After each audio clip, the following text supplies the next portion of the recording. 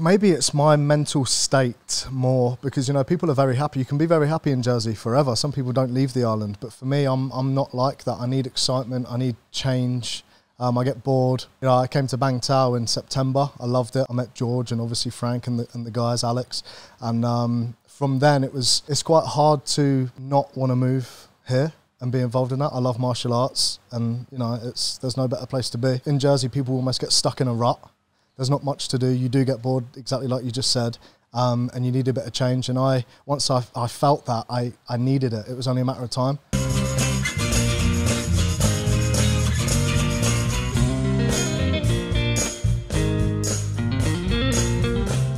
Welcome to Fruiting Body Podcast with your host, Brendan. Today we have an absolute legend of a guest. It is Dane Sutton. Sutton, right? Sutton, See, yeah. That's in my head. Now, we're going to let you know quickly, what can you expect from this episode? We're going from Jersey to Phuket. So island to island, we're going to be explaining everything about the differences in the lifestyle coming from the UK and living in Thailand. We got a little bit deep into Dane's life. Also talking about the Jiu Jitsu side and what you can expect training in the Bangtao area, especially at Bangtao Muay Thai and MMA. Is there anything else we went a little too deep into, or can you share with the audience, you know, all your followers out there, what can they expect from this podcast? It's very interesting. You get a deep look into my life, where I've been, where I am at now. So yeah, I'd highly recommend tuning in. I feel like this is like a post-fight interview right now. Okay, don't forget to hit that bell, subscribe, do all that fun stuff. Let us know your thoughts in the comments, and let's get this started. Let us know, we're in Thailand, we're in Phuket, Thailand. We're actually out by Pasak 8. Let us know a little bit about your life. Where are you from, and what brought you to Thailand? So I'm from England originally. We moved to Jersey when I was younger. My dad moved there for work, moved the family out there. Yeah, it's a nice little island in between England and France. I went travelling. I've travelled about the world a little bit. My brother moved to Thailand. My mum moved to Thailand. They were living here? Yeah, so my mum lived here for maybe 10 years. Whereabouts? Up north in Koh Samet. It's not north, but it's just south of Bangkok. The island? Yes. Oh, okay. Just off of Bampay. Yep. So yeah, my brother does business there. So we were coming here when I was like 9, obviously liked it, and got to a point in my life only 2 months ago where I just found out that I figured out that Jersey wasn't really the environment for me. You know, certain people go through certain problems in their life, and you look for the solution, you look for the problem, and I feel like I've figured out that that's not the environment for my personality. What were you doing for work? I was doing construction. Okay. So my dad was a property developer, same as my brothers. So that I sort of fell into it. So I then ended up with my own construction company. It's just it just wasn't the industry for me. I enjoyed it. I'm very extreme. So when I'm into something, I'm into it. I loved it at the start, and then parts of the industry just ground me down. I started, you know, getting more impatient. It just wasn't working for my personality and my character. So I've done it for maybe 6 years. Started to look for an exit, got there, moved out here, and it seems to be the right decision. It's really working for me. How long were you doing construction for? I started when I was around 16 or 15, working for my dad on weekends. Enjoyed it. It's good fun. It's very interesting. I'm easily interested in things, so I'll get my mind in it. But yes, and then I just, from school, I went to play football for a couple of years. Wasn't really for me. It was a bit too serious. It took the fun out of it. People chasing contracts and a career. And then I moved back. I just carried on. You know. And how old are you now? I'm 34. I've just turned 34. Okay. Well, we're going to kind of connect that Jersey life and Thai life and the difference between them two. Between the two. I mean, now Jersey, it's an island off the UK. Is it near Isle of Man? Like this? It's not too near the Isle of Man. It's his own separate group called the Channel Islands. And is it tax-free haven as well? Yes, but they introduced their own taxes. So there's like a thing called GST, and they get you back in other ways. It's for like bigger companies. I think they have like their main office there. So like, I don't know, there's like massive companies that will move to Jersey purely for that reason. The tax, I'm not too clued up about it, to be honest, but there is something like that, yeah. How far is it It's off the UK. Where are we looking? Like, is it Wales or?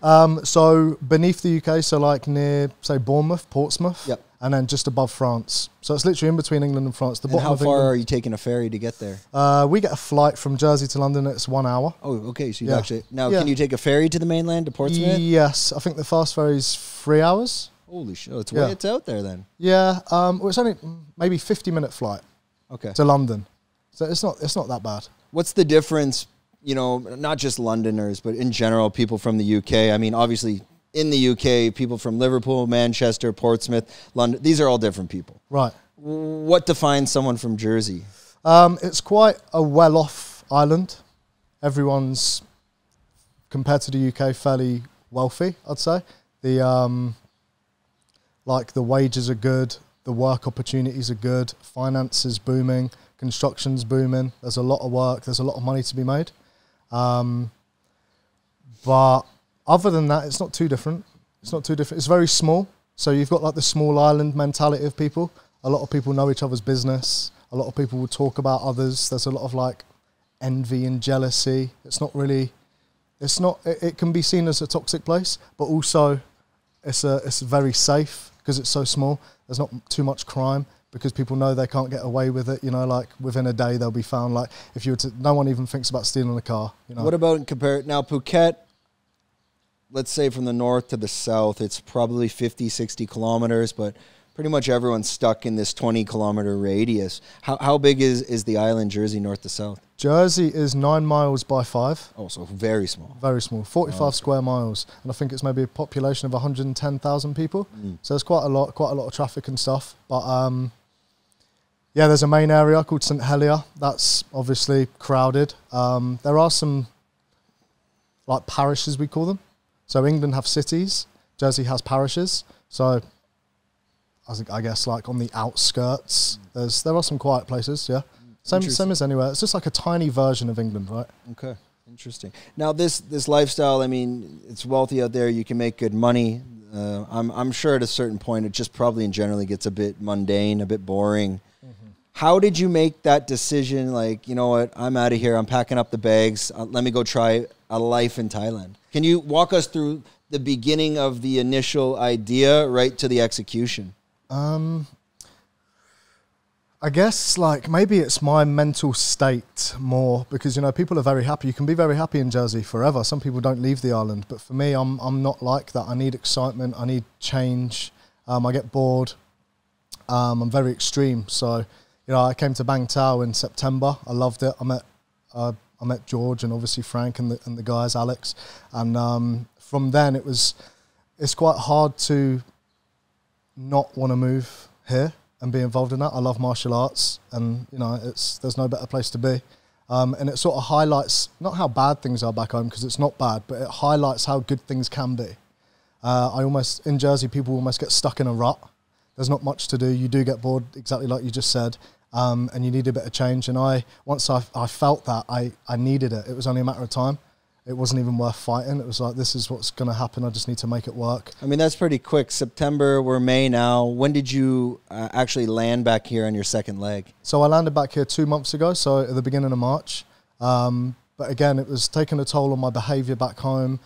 And I was looking for the solution, looking for what the problem was. And I've always believed in as well, like, you know, people get stuck in a rut back home and they say, oh, I want to move to Australia, I want to get away from it all. But I've always been the one to say, you can move to Australia, but you're the problem. So you're going to land in Australia with you. You can't escape you. You need to fix you, right? But I was sort of proven wrong this time because I've moved out here and I thought that, you know, like I'm the problem. I'm going to move to Thailand. I'm going to still be with me. But it's not. I feel like I've proven that myth wrong because I'm out here and you surround yourself in different situations, different scenarios, different people, different opportunities, and it has had a massive positive effect on me. What's the main lifestyle game changer comparing Jersey to Thailand? Is it, you know, is it just in general the ability to use your martial arts skills, whether that being jiu-jitsu and be able to practice that every day, the ability to get on a motorbike and get stopped by the police without a helmet? We'll talk about that later. In general, is it the food? Can you kind of encompass it all? You said things have changed. Yeah. It's a bit long-winded of a question. Specifically, can you pinpoint something, or is it a bit of everything? It is a bit of everything, but obviously there's like bigger factors than others. Like for me, it's like the whole mindset of people, the people I'm surrounded by, like they're really beneficial for your mindset. Like in Jersey, like I say, everyone knows each other's business, everyone gossips about one another, there's a lot of jealousy, there's a lot of envy, and over here I find that no one cares. Like I'm able to be me, like completely me. No one's going to judge me, no one's going to talk about me. I could turn up with bright pink hair, no one's going to take the mick out of me. They'll be like, if that works for you, good. You see, back in Jersey, you do that and everyone's talking about you behind your back. They know that, like, what's he doing that for? He's attention, he's doing this, he's doing that. And you can feel it. Over here, you're able to be yourself. You're supported. Everyone's doing their own thing. They've all got a similar goal at the end. They're all hustling and they all respect each other because of it. So there's no one's bringing each other down. They're helping each other. Like, let's all get there together rather than trying to drag each other down, and no one gets anywhere. And I think over here, they really understand that. Yeah, and it's also, I think, you get the tourism mentality where you don't have time to be negative or worry. I mean, people are coming and going through the gym. Obviously, you're planning to be here for a longer amount of time. How are you getting along in the gym? Are you finding your own long-term expat communities? Are you also getting pulled into the side of, I don't want to say the vacation ships, but let's say, you know, the tourists come, they go, they're here for a short time. Give us a general understanding of the relationships that you're forming within that community at Bangtao. Because I think a lot of people, not just Bangtao, but in Thailand, you are living in a tourist destination. It's very transitory. People come, people go. Yep. You know certain people that are coming that they might not be here that long. And I think that can, not much a fear, but a hurdle to overcome when you're moving to these locations.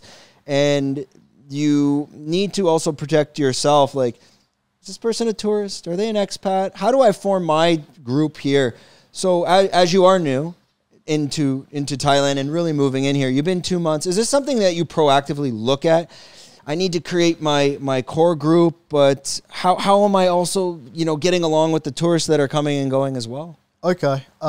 Yeah, I understand. For me, it was, I originally done a few privates with George. Me and my friends come over in September, like I said. We done a few privates with George. We knew about George and Frank before we came. That's why we chose Bangtao. Obviously, you want to be around the best. I'm not here really on vacation. I'm here, I want to get as good at jiu-jitsu as I can, as quick as I can. So I'm almost here treating it like an apprenticeship. I'm here learning. I can't, even if I'm injured, I'll go to watch the class. I'll take notes. I'm here almost, I'm at school. I want to be a coach one day. So I'll go there. I'll see how Frank demonstrates the technique. I'll see what he says, how often he makes a joke, how often he will talk, how often he'll demonstrate. I'll take all of that in. You know, it's almost crazy not to. So luckily for me, I formed what I feel was a close bond to George and Frank, especially. And yeah, I try and be around them as much as I can. You know, they're the best in the world.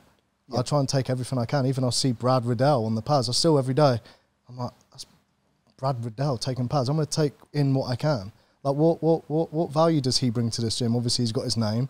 I can see he's passionate about it, his knowledge, and I'll write these down. I'm like, okay, well, that's where I need to go.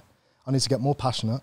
I need to improve my knowledge. You know, you want to be like these guys almost, right? They're the best in the world. Like a guy like Brad, I mean, even Alex and Frank and George, but specifically even a guy like Brad, he's very technical. Oh. So as a fan of MMA, I think he has a new Instagram channel out I'm watching.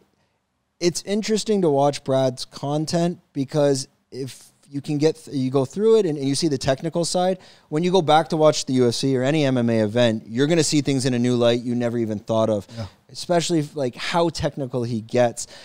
On the jiu-jitsu side, when you're watching, let's say you're Gordon Ryan's rolling, or even one of the, I think, maybe silent partners here, Josh Hinger. Yep. He's over here as well. Actually, he's been on the podcast as well. Oh, right. These guys, when you're watching them, I mean, how dialed in are you? You're seeing things that the average person would have no idea. I've got like the OCD as well, and I'm like a perfectionist. I'll slow things down. I'll screen record it. I'll slow it down. Where did he put his hand there and why? You know, because he could, you know, just the little things, and they blow my mind, especially, you know, Frank and George and Brad and Alex. Like, I'm looking at these things. I'm like, when I was listening to Brad speak about kick, I'm like, I didn't even know this stuff. I didn't even know, you know, some of the stuff I didn't even know existed. Like you hear that saying and I never really knew like the extent of it, but they say there's levels to this. I'm like, oh, I get it. I don't even understand what it's kickboxing. How hard can it be? And he explains it. I'm like, what? Like that is just levels above me. It's hard to even understand. So yeah, that blows my mind. And obviously I want to take what I can off these people. I see it like the Harvard, you know, people go to Harvard, you know, that's the one, that's prestige, that's where you want to be. And I'm into martial arts. This is my Harvard. How did you pick Bangtao? I mean, you have Tiger, you have places in the US, you have Top Team, Alpha Male. There's gyms all over the world. Why Bangtao? It's a good question. I think I liked Thailand. So Thailand was the destination, and then it was about figuring out which gym to go to. So we done some research, and me and my friend made the decision we're going to try Bangtao. We heard about it. We checked it out online. We obviously George and Frank, like I said, and we gave it a go. And then straight away, it's like, yeah, this is it's hard to explain, but this is the place. I can't tell you why. I just feel it. It's like a home. It's like a community. And that's what I was looking for, really. I got away from home. I left home. So now it's like, this is my home away from home. It sounds a little bit like... For anyone listening out there that, I mean, can you describe Bangtao and the surrounding area? What is it exactly? It's, so I suppose it's a nicer area. It's a more like, it's getting built up.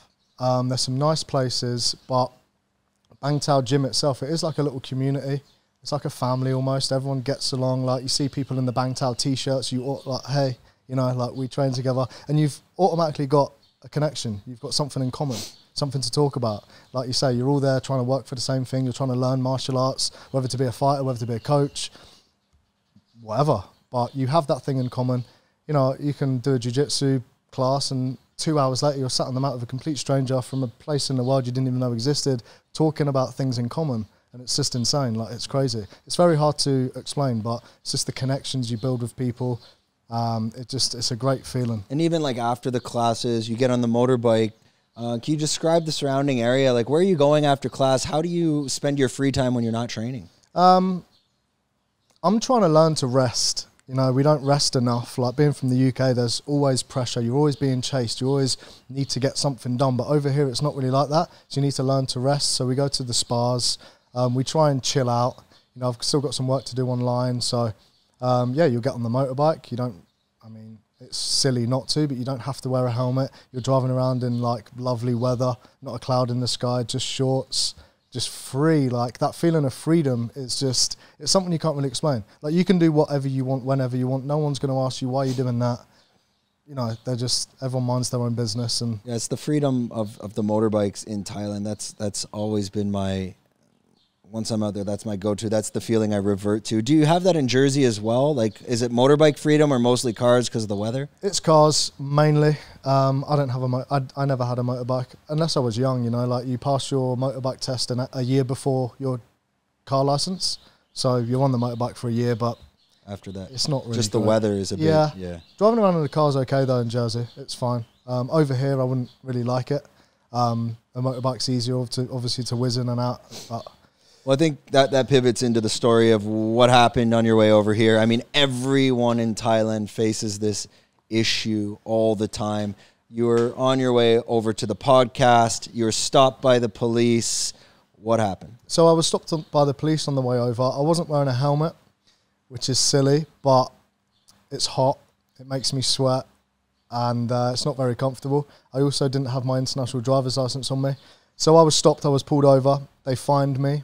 And weirdly, they let me on my way still without a helmet or a driving license. How much was the fine? 1,000 baht for no helmet, 1,000 baht for no license, so 2,000 baht total, which equates to maybe like 50 Jersey English pound. But yeah, it's like rightfully so. You know, there's people in the police station complaining like, "Oh my God, he's fined me." I'm like, you're driving around with no helmet, just in shorts and no license. Like, you're a target. That's a deal. That's a bargain. You shouldn't be complaining about that, but still people will complain. I feel very lucky. Like, you're only finding me that? Like, I'm really sorry for being so careless, but... Yeah, I've had it happen a couple times, but I think I've told this on the podcast before. Actually, when we moved here, I got stopped. You just need to know how to say, I'm not a shitty tourist. Yeah. If you can say that in Thai, it's yeah. Pam mai chai Frankie nok. I'll try and learn that one. So it's like pom is like I, chai, my is like not. So my chai is like is not. Yeah. Farang, you know, like foreigner, farang. Ki nok, that's the funny translation part. Ki is shit and nok is bird. So the literal translation is like, I'm not a foreign shit bird. If you say this to any cop, they immediately look at you like, this motherfucker lives here. And they go, I've had it happen. He's been like, okay, he'll say in Thai like, okay, go over there where you paid the fine. Hopefully they're not going to watch this. He's like, go over there. He says in Thai, go to the bathroom. He goes, wait there for 5 minutes. Just stand there. And after 5 minutes, just drive away. Oh, really? Because everyone else is paying. Yeah, so yeah, he talked to me. Yeah. He doesn't want me to just talk to me and drive off. Yeah, yeah, like, because all you Keenox are. Yeah. Well, I could have jumped on the bike and drove off. We were looking at that. People were suggesting it, but I'm like, if that goes wrong. Now they've set up at the Chirntale police station. They're dialed in. Right. So that's what I used to do. I would come in left and they would be there, right? Yeah. And as I saw them there, I would do the U-turn to get out. Yeah, and then they're also there. Yeah, there's a guy in the corner. So the fucking guy, like that's when I got caught. I did that. He saw me do that. So right away, he's like, he probably lives here. At that point, like police station, like block that one, caught that one. Yeah. No. They're on to us. In They're wise to Patong, us you can now. do it. But it's a bit sneaky. I wouldn't try going down there without my license. First of all, you and should helmet. never go to Patong without a helmet anyways. That's Yeah, right. crazy. Yeah. But if you are in Patong, they usually set it up on the main road, not Bangla, but the road that comes through. I forget the name of it. I've had it a few times. When you come in, they usually will stop there and they want to pull you over. And I've done it where you go and you do this. So you'll see him like you've agreed and their head will go down. I'll go, okay, he's coming in. And the second their head goes down, boom. Really? They're not chase you down? No. And they like to get on the might. wun So side what I of the do is I Thai gun it authorities. and then I'll turn left quick. Yeah. And I'll go like park somewhere. Because by the time he's gunned it, and he's like, fuck. You're not in more trouble if you get caught. Yeah. Yeah? So that did happen once. I did it at the Boat Avenue. It was me and my girlfriend, and like it was at that light. They have that new little house there. And like we just wanted to go right through the light, but it was red. So I just did like a stupid funny turn kind of across the crosswalk. And then he was there. He's like, that's it. And I did the same move to him. And I went and he fucking chased me. And he's like, I'm like, luckily my girlfriend's Thai. And long story short, he pulled us over and he's like, you have to go to the police station. I'm like, let me give you some money. He's like, okay, go around the corner. I'm like, okay. Yeah. And I'm like, I don't have money because no one has cash here. Yeah, right. I have scan. Everything's scanned. I'm like, can I scan you? No, I talked to him enough in Thai. I'm like, man, I live here 8 years. I'm sorry. I'm sorry. I fucked up. And then she's talking. You just have to be super polite. Yeah. I And think he's they can like, tell. I'm like, I don't want to go to the, I'm telling him in Thai. She's telling him in Thai. We're like, we don't want to go to the police station. You don't want to go to the police station. It's 5:30. Your shift is over. Yeah. We're telling him this in Thai. He's like, where do you live? I'm like, Cern Beach. This is at that time. And he's like, oh, fuck. He's like, go home. I'm like, okay. But then I came back the next day and I like literally went to his booth and gave him money. Oh, really? Yeah, because I get it. We fucked up. We got caught. Hey, it is what it is. But he saved us. Who knows? We could have been in that police station for 2 hours. Once you're in, you're in. Yeah. There's no getting out. Anyway, so Yeah. let's get back to your side. Okay, so focusing more on the Thailand stuff. People are over here. They're in Bangtao. We can kind of paint that picture. The beautiful part of Bangtao is the training is so close to the beach, which you do not get at the Soi, especially at these fitness facilities down in Chalong. Naiharn's 20 minutes away. Yep. There's a funny part when you're near the beach. Do you find yourself still going quite often? Not anymore. Not as much as I used to. I actually say this to myself quite often, like, you need to get back down to the beach. You know, you get complacent. Complacent is an enemy. And so you need to get back to it. But, yeah, I mean, when I first got here, I was there every day. But then, obviously, the sun drains you of your energy. You need to concentrate on why you're here, learning martial arts, and you need to be a bit more smart with your rest and stuff. But, yeah, I mean, it's great to have it right there. We walk right through the Aranara Hotel. It's unbelievable. You've got a Starbucks. You can cut through there now. Yeah. You've got like the lounges down there, like the big seats. They don't say anything, even if you're not saying. I mean, as long as you're buying stuff, right? You buy your coffee, sit there, chill, read your book.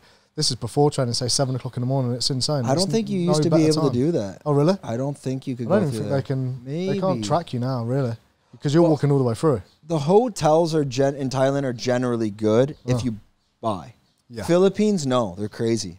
I think rightfully so. You know, people pay a lot of money to be there. They don't Yeah. want strangers walking in and out. There's a couple of them. The Surin on Surin Beach, that one, no, you cannot rock up there. Yeah, yeah. They have a private beach, but the majority of them, like Sai or all these big hotels, if you rock up there, like I used to go to Sai sometimes because it's so nice there, Yeah. and they got a water slide and it's on Okay. the beach.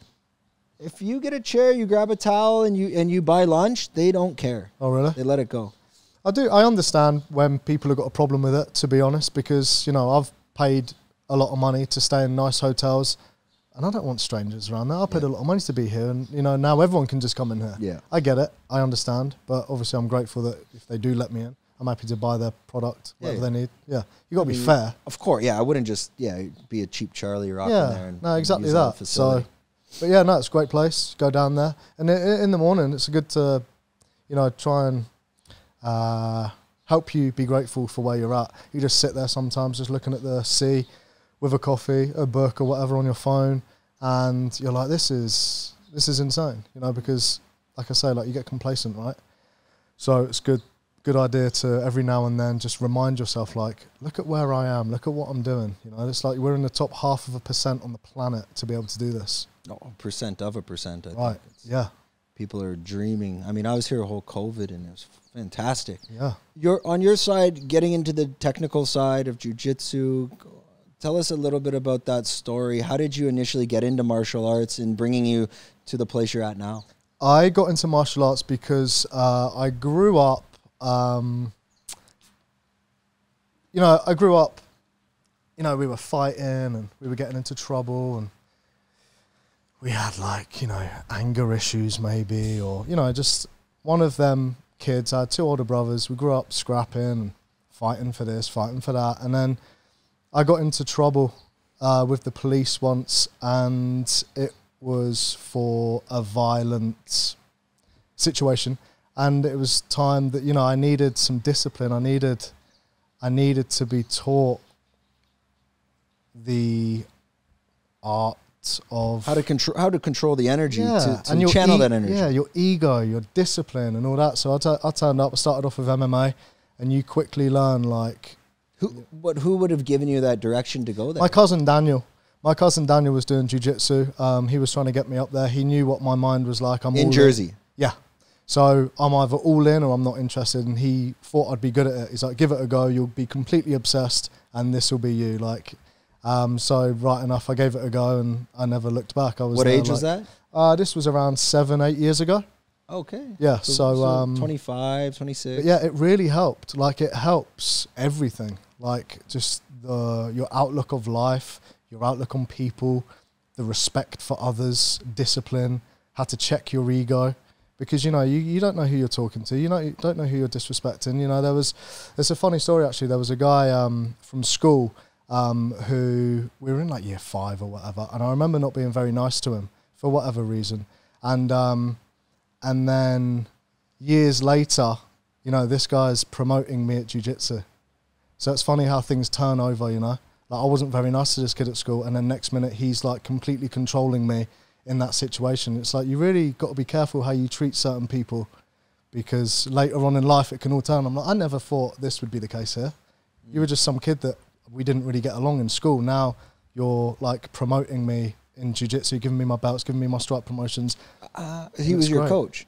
He's now my coach. Oh, okay. Yeah. And it's just amazing to see. I love it. I'm very happy. Did you guys have that conversation? No, I haven't brought it up. I've been meaning to, but I don't want to. You know, it's quite a touchy subject for me, because I'm quite ashamed of my actions back then. I don't want to bring it up. Obviously, he knows. I'm not too sure. We haven't really. I don't even know if he remembers, but I remember it because I hold a lot of guilt and shame about how I acted. I don't want to bring it up, but I'm very grateful for him. You know, he never held no grudge. He could have, you know, like really given me a hard time at jiu-jitsu, but he doesn't. He helps me. You know, he puts a lot of time and effort into me, and it's things like that that really, it blows my mind. I'm like, you are an amazing person. Like, I don't deserve this, and he's there, nothing but nice, helps me all the time, gives me a lot of his time, his techniques, his tips, his tricks, and he's got me to where I am, and I almost feel like, I didn't deserve that. But it makes you think, like, you've got to be careful how you treat people, you know, and that's the beautiful thing about it. I'm very happy about it, you know, to know that, like, you're in control, you know. I was completely out of line for that, but now, like, you're the man, you know. It's weird. It's a weird thing. They have something over you now.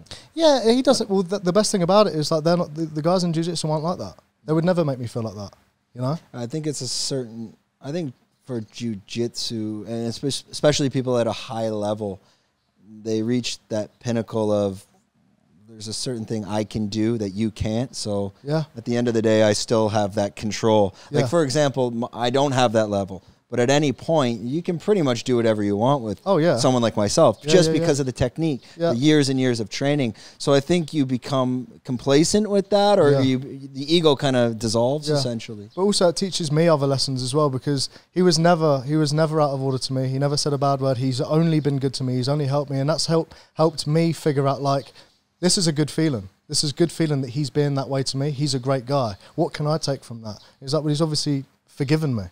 So it's made me forgive others, because I want to be like him. You know, these guys, like I say, like Frank, George, like, you want to be like these guys. They lead by example. They're an absolute inspiration. And it's the same with all my coaches. Like, you want to be like them. How does he make me feel? Well, he's obviously forgiven me. That's a great feeling. I want to give that feeling to others. I want to be able to forgive rather than hold grudges. So that's what jiu-jitsu is. Like, it teaches me everything. It's made me the person I am today. It saved me. Well, you were talking eventually you would like to be a coach. Do you have plans to bring this back to Jersey, opening up your own facility? What's kind of the long-term goal of taking this skill from Thailand and bringing it to yourself, for whether that's future financial gain or just for, you know, whether that's enjoyment? Yeah. Well, I don't see me being able to leave Thailand now. I can't, you know. It was obviously like something that I had to consider being here. This dream can't last forever, but I think I'm working out a way to make it work. You know, I'm at Bangtao, I'm learning a lot.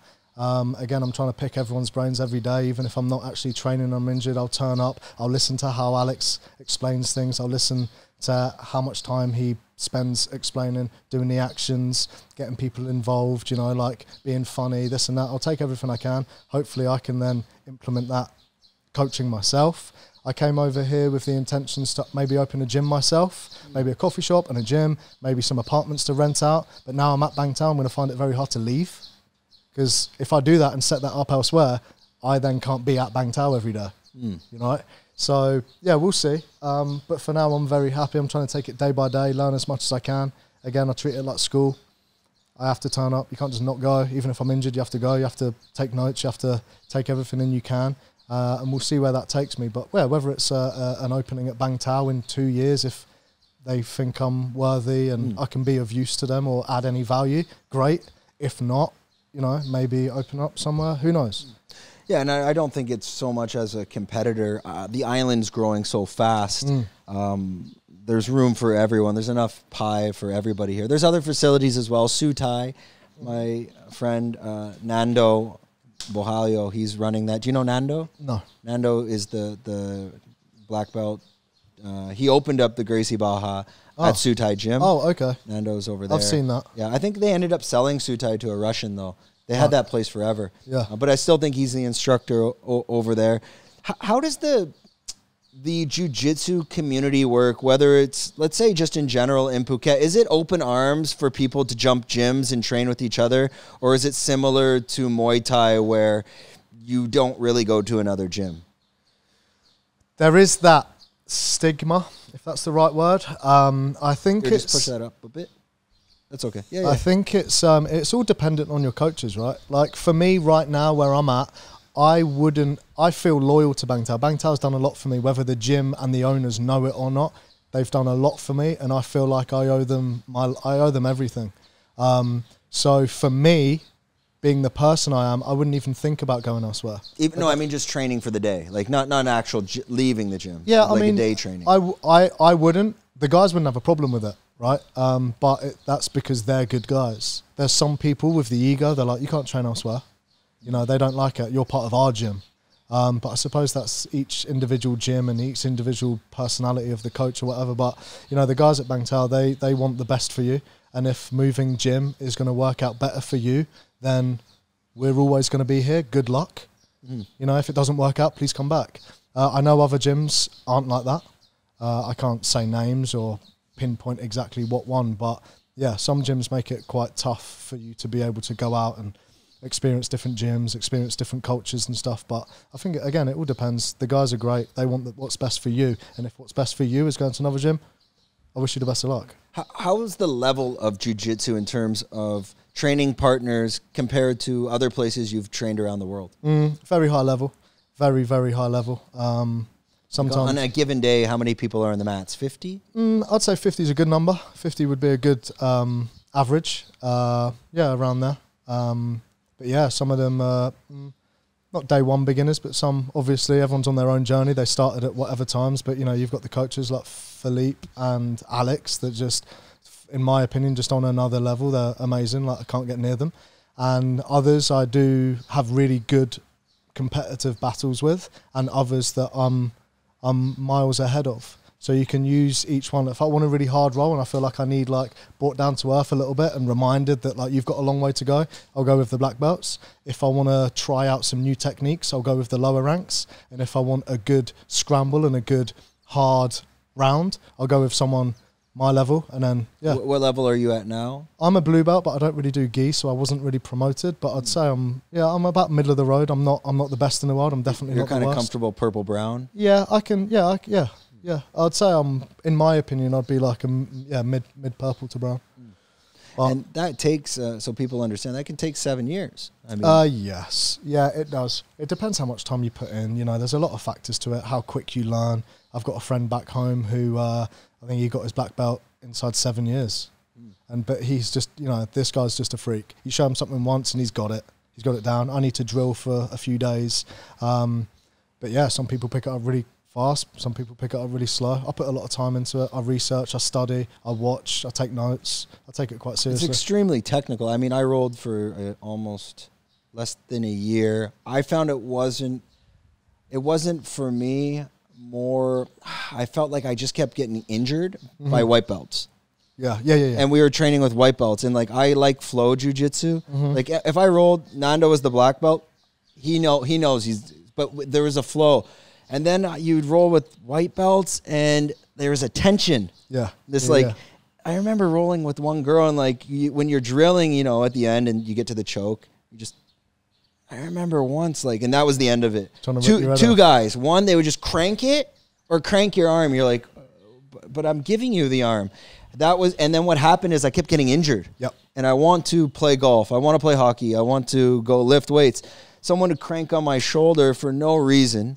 And then I couldn't do shoulder presses for a month, and that was kind of like, okay, I see where this is going. I'm not a blue or purple belt. I won't get there anytime soon. I need to be there to get away from the lunatics, so I'm just not going to do it. Yeah, and that's what killed it for me.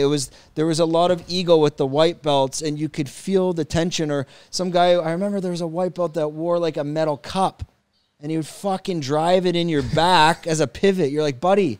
Yeah, I'm getting all fired up. No, I actually wanted to do jiu-jitsu, and I'm like, what the fuck is going on in this class? Yeah, well, they say that's the toughest part. Getting your blue belt.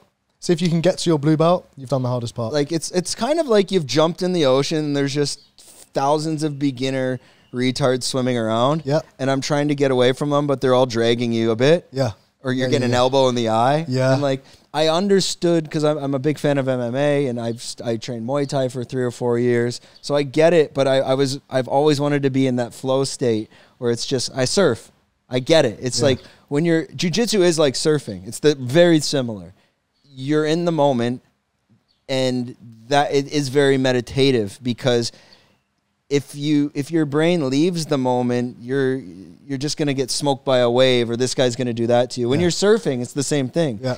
If you're sitting on a board and I'm chatting to you with the back to the ocean and a giant wave comes over, it's absolutely going to crush us. So I love that experience of like being in the moment because life is so fast, and with business and work, it's very difficult to be in the moment. A podcast, you can be in the moment. Yeah. I can't look at my phone. I can't pick it up. I can't do the texting. But the second this is done, you come back to life and reality, and things are just very fast. What is jiu-jitsu to you in terms of, like you were discussing, how is jiu-jitsu life? Well, jiu-jitsu, exactly like you just said, you put it very well there. It's like it's an escape, right?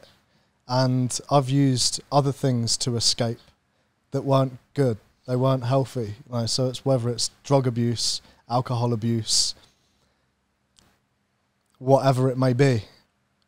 I try and escape me. And jiu-jitsu, fortunately, I found that, and that is my escape, but it's healthy, you know?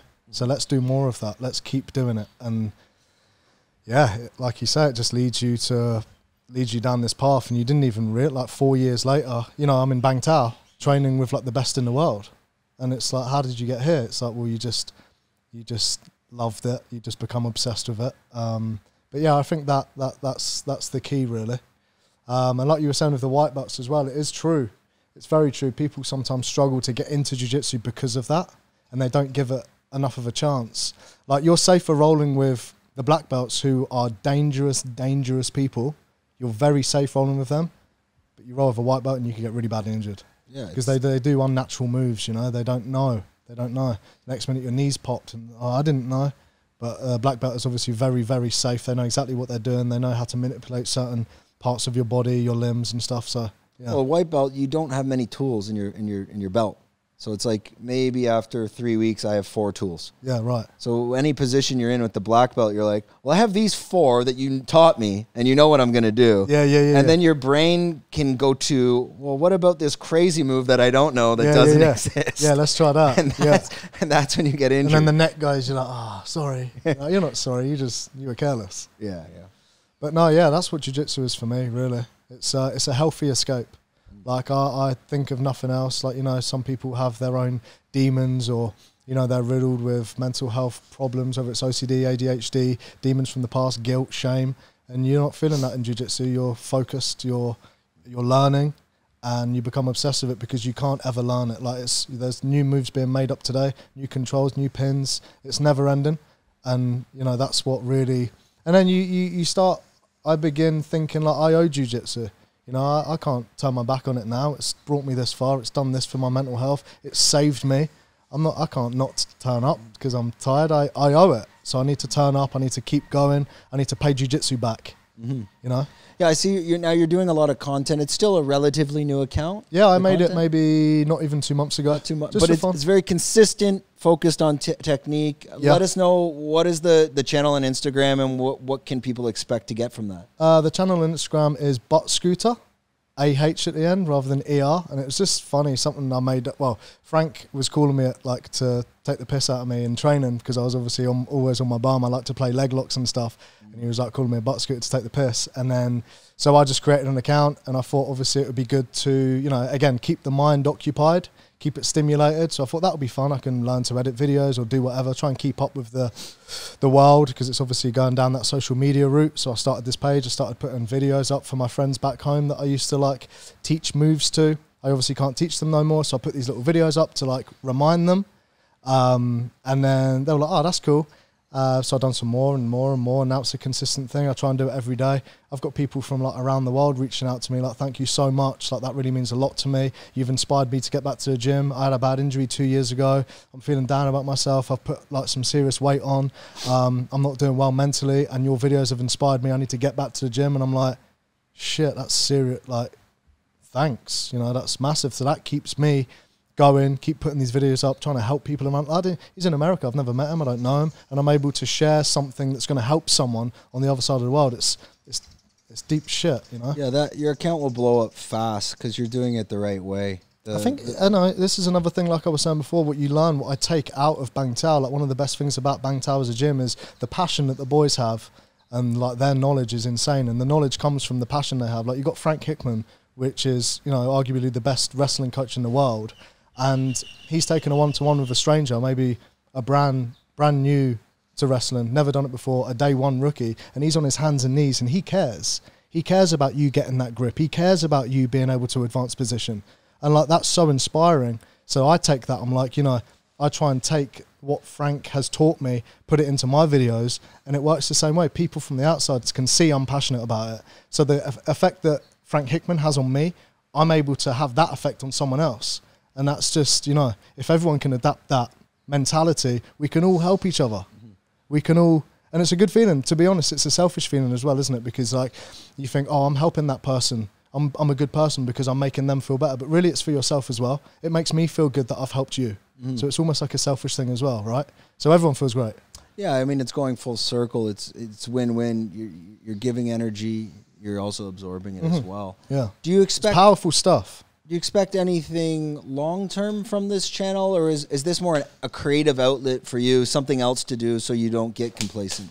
I think the complacency is like the main one, really. It keeps me busy. I have to keep it up. So, you know, and it's a good thing. Frank, you know, he gives me life advice as well. I call him a friend now, but he's very good. Like, I try and take the little things he says to me. Like, if I go off track and I have a couple of drinks at night, he'll say to the next day, like, stay away from the bad stuff. Keep your videos up, keep training, keep learning. You know, keep pumping out your videos. And I'm like, yeah. So it's like daily, it's almost like meditation, isn't it? You know, you're reminded. Yeah, the consistency this is important on your videos. These are the new accounts that blow up fast. I have a friend, he was on this podcast. He's a very world-renowned chiropractor, osteopath, John Gibbons. And we were having lunch one day. His YouTube channel has like 300,000 subscribers. He's that good. It's just all natural. Right. And he's showing me his account, and I'm looking at his Instagram, and it's got a picture of him, and then he does another reel and a video and a picture of him, and I'm like, I think he was at like 8,000 subscribers 2 months ago. I go, archive everything that's not a reel about being a chiropractor. I go, that's what you're an expert on. He did it, 20,000 in 1 month. Really? Yeah, because the way that the algorithm works, for a podcast, it's very challenging to do, and I'm not worried about it because we're not just talking about Thailand. If I post every single reel where that conversation's only about Thailand, it will do well. But for me, I don't want to do that. But for you, if your account is that same style, same thing, drilling a technique, the reason you'll do so well is because when people come, they don't watch one, they watch 10. But the second you break your pattern, maybe you make a reel about some mushroom. I'm joking. But actually, that one you should archive later, and maybe in a week, or it doesn't matter. Yeah. Because that's where you change the pattern. Right. Someone came to your channel, they're going to watch one, and they're going to just scroll and watch the next. But if the next one is like you, maybe a video of you going around the island of Phuket, you lose them. Right. And when you lose them, that person might get off and go to someone else. But if you can keep them on your one page later because of the consistency. Yeah. And Instagram's looking for people that are experts of the experts, the outliers among outliers in their field. Yeah. Because then you become the go-to. So I think your account will blow up. One of the secrets I found out, because I used to do SEO back in the day, search engine optimization. When you do educational content, which is essentially what you're doing, keep it between 38 to 51 seconds. That range. When you do like some sort of eye-catching, it could be B-roll content, it's 6 to 10 seconds. This is what the algorithm wants. And number 2, don't use hashtags. The problem with hashtags is that the algorithm, the first batch of people it wants to show your video to will be 50% of your whole followers. When you add hashtags in, it will take that, cut it in half, and show that 50% to hashtag. The problem with the hashtags is they're bots. So it doesn't get the engagement, the retention. So when you don't do hashtags, it shows the 50% to your followers, you get the engagement, and then it expands, and then it goes to the next level. The hashtags actually end up fucking up the content. Oh, really? Yeah, it's unless you already have 1 million followers, it can be relevant because you could just put, it would have to be so specific like Jiu Jitsu technique. But even hashtag Jiu Jitsu technique is going to have so many bots in there. So the retention, you get the view, but the retention's not there. Little tricks. I told my buddy this. He went from 8 to 20,000 in like a month. Really? But your content, I bet you, I would say give it 6 months. If you did 4 reels a week, 3 reels a week like that, yeah, you easily will break 50,000 in about a year, I think. That would be cool. Easy. I try not to do it for that. You know, yeah. The main The main aim for me is for me, and you know, to help people. People can look at it like, oh, that's cool, save it, maybe try it in training, and but yeah, I think if you concentrate on like, I want to get the followers, to be honest, I don't even really want the followers. I don't even see, you know, I don't really, it's not why I'm here. I'm doing it for different reasons. But if you focus on making it good reels consistently, the followers come, you know? Yeah, just like Brad's content. Yeah. It's organic, it's high quality, it's technical. Yeah. Unless you're at a certain level, you wouldn't even be able to give that message. Yeah. I mean, otherwise anyone could just make it. I feel like if I give that a bit of energy, like, oh, this one's going to get followers, that energy there should have been used on the video itself. Yeah. But now the video's got like 2% less quality because I'm focusing on followers that don't really matter to me. So I'm focusing on the videos, I'm focusing on the techniques, and yeah, and then whatever happens off it. Yeah, if you try to overhack, yeah, right, it's not going to work. Yeah. Living in Thailand, living in this Bangtao area, do you have a plan on when would you go back home? Because obviously when you live abroad, it's very easy to miss family. You're disconnected from family. So everyone has that itch to go back home. What's your plan for the foreseeable future? My plan is to stay here keep doing this for as long as possible. This is working. Even a visitation plan to visit home, or I plan not to move home. I've got a couple of like loose ends I need to tie up back at home. I've obviously just like sold off a construction company, so I've got things like my store needs sorting out. I need to separate some things in the store. I've got a van I still need to sell. Things like that need some attention. So I'm going to go back maybe for a week or two. July. Maybe, and then other than that, to be honest, I'm not interested. I don't talk to my family, so I'm not missing them. It's the same. I've got a couple of close friends that live in Scotland and Jersey, but not many at all. So I want to go back and see them, tie in with them. You know, I like the UK for a small amount of time. I'll go visit London with my friends. I'll go up and see my best friend in Scotland. But then other than that, I'll be coming back here, and then they can come and visit me, and then we'll do it like that. But yeah, to be honest, I'm at a place now where I don't want to go back. Do you like Thailand as in you're looking at it like 10, 30 years? Like what this is home as of right now, mentally, like this is it. Yeah. Will you transition into studying Thai, learning Thai? Will that become an option? To be honest, like ignorant of me, I didn't actually consider it. My mate actually brought it up yesterday, like, are you going to start learning Thai? I'm like, it's quite rude. I didn't even think about that. But yeah, I definitely should. I will start. Again, I've been coming here for a long time. I know the basics, but I need to work on it. I almost get a little bit embarrassed, like, oh, what if I say it wrong? What if I pronounce it wrong? Are people going to laugh at me? But I need to break that barrier. But that's why I'm here. Like I said, like, there's no better place to be yourself. And we're at a place now, I'm from Jersey, like if you mess something up, like everyone's laughing at you, taking a piss out of you. Over here, it's like, it's all right, you're trying, it's all good. So I'm in a place where this suits me. I can mess up Thai, I can do this, I can do that. You're not going to be judged. We appreciate you trying. So yeah, I'll be trying that for sure. Yeah, they usually just laugh because they're shocked at first. Yeah. Many times, like I'm studying Thai 3 days a week now after 8 years, but I lived in China, so my Chinese it's similar, easier to learn. China's but going to be really difficult, isn't it, Chinese? Thai is way harder. 10 oh, times. really? Oh, my God. So difficult. Oh. So difficult. But they, actually, I'll show you some of the school that I work with. I study with this school called TSL, Chiang Mai. It's online, but they have 17 books, and it's structured.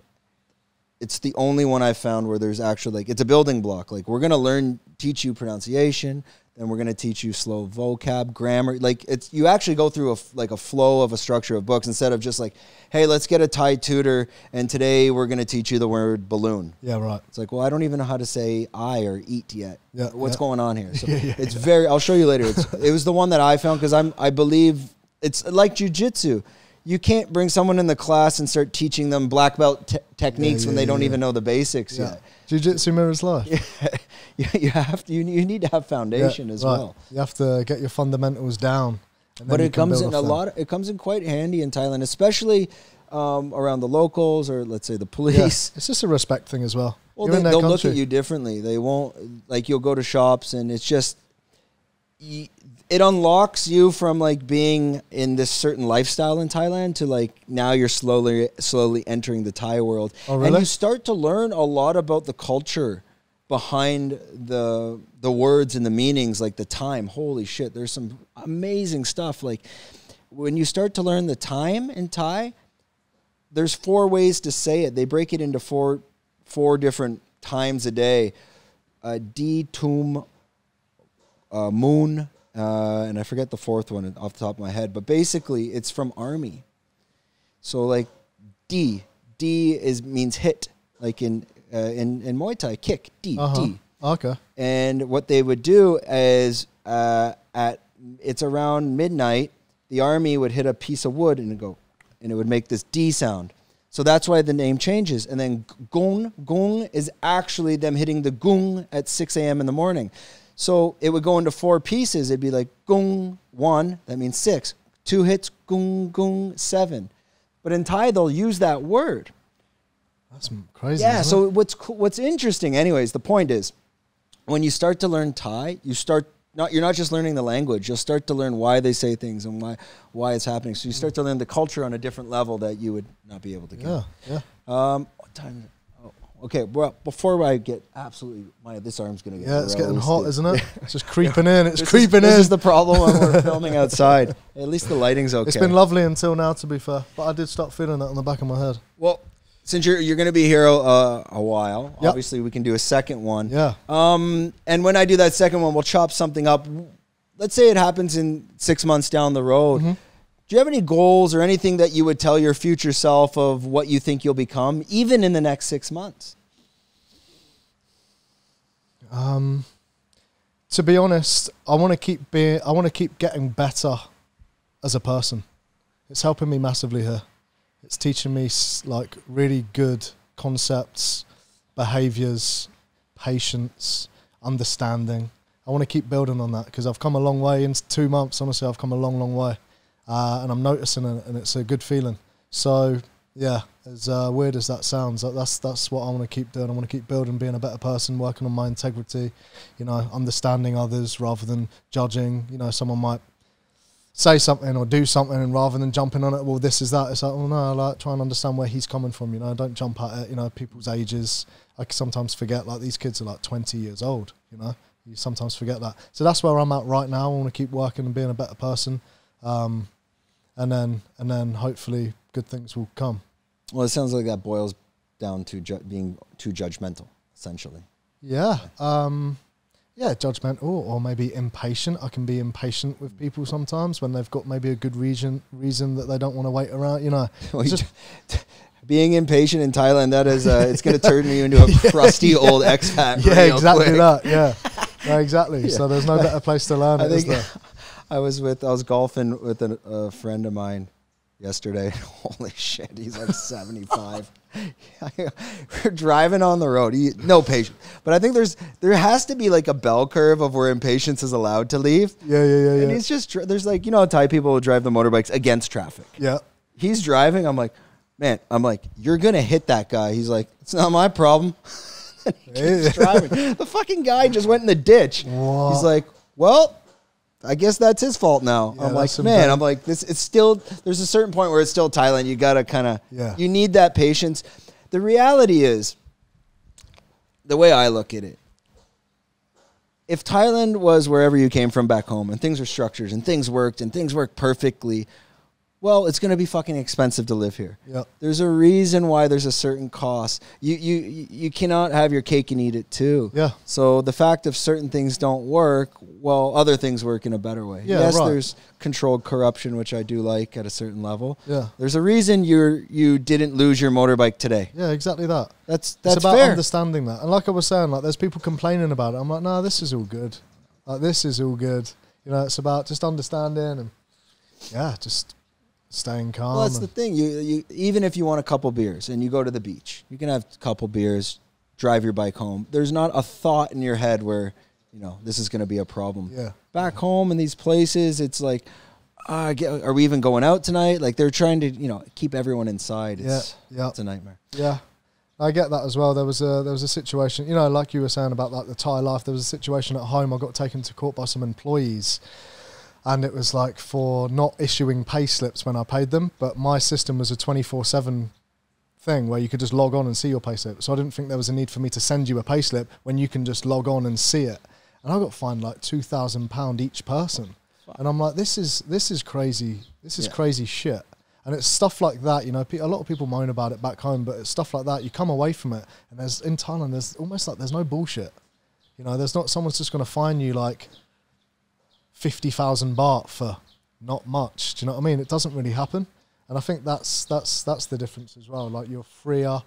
It's more fair almost. Like, you do what you want to do. It's reasonable. Common sense. Yeah, reasonable, yeah. Common sense. It's reasonable. Yeah, it's like, okay, you forgot your helmet, pay. Yeah. Not 10,000, 1,000. All right, sure, I fucked up. Sorry about that. That's exactly move on. Yeah. Yeah, I know. But yeah. Awesome. We're going to end it on this note. I'm sure we'll have an episode 2. Do not forget to like, subscribe, hit the bell. Let us know your thoughts in the comments, especially if you're from Jersey. What's it really like over there? All right, we're out.